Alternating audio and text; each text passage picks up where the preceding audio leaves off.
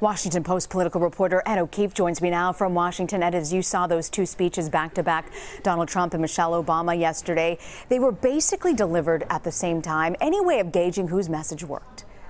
Well, I think it's going to appeal certainly to the base of either candidate, whether it's Trump or Clinton. They were reinforcing essentially what the supporters for either of those candidates really believe. I have a feeling, though, that Mrs. Obama's words, given her stature as First Lady, may resonate a bit more with people who are concerned with what Trump has apparently done and said in the last few days.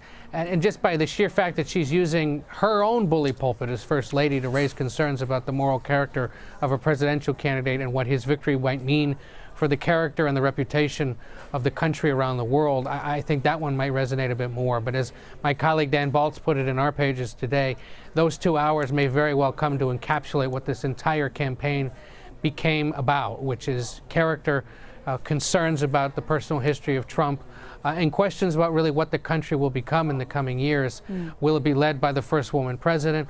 Will it be led by a guy who clearly has some issues in his background and who has said he wants to dramatically remake Washington and the federal government? And, you know, Trump made the argument yesterday that there's a conspiracy being waged against him and his campaign. Is that getting traction beyond his base? I don't think so. Frankly, no. And it's frankly beginning to sound like he's really just reading from the pages of Breitbart, that popular conservative website whose founder now, whose editor-in-chief, Steve Bannon, is basically running the campaign. As I listened to Trump in the last few days, it's as if he's reading from the pages of the website.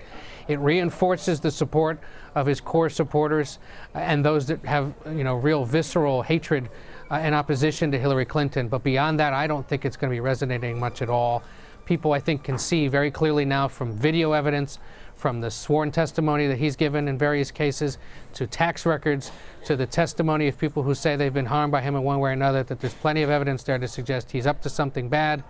He can claim that it's a conspiracy, but that doesn't seem to be what most Americans think at this point. Mike Pence spoke earlier this morning to CBS this morning about the allegations surrounding his running mate. Let's take a listen to that and talk about it on the other side.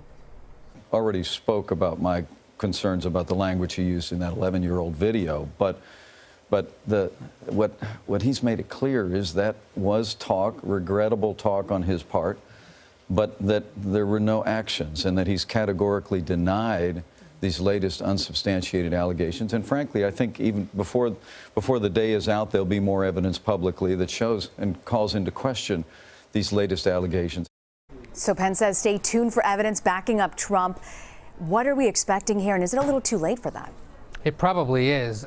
Trump has said in the last few days, his surrogates have said, now you see Pence saying that they have evidence suggesting that what these women have said in the last few days is false. We'll see what it is. If there is evidence, one would think it might be out by now. What's he waiting for?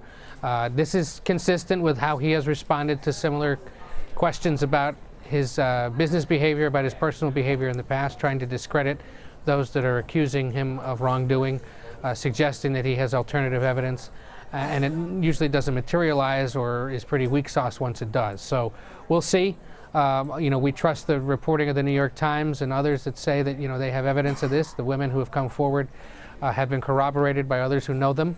You know, some of it's been verified independently by other news organizations. Some of it has not. But it's out there, and it's mostly come in the last few days in response to what he said at the debate, that he had never done this. And I think it's telling that so many different women across the country who don't appear to know each other, don't appear to have coordinated, despite what Trump might think, have said now what they've said.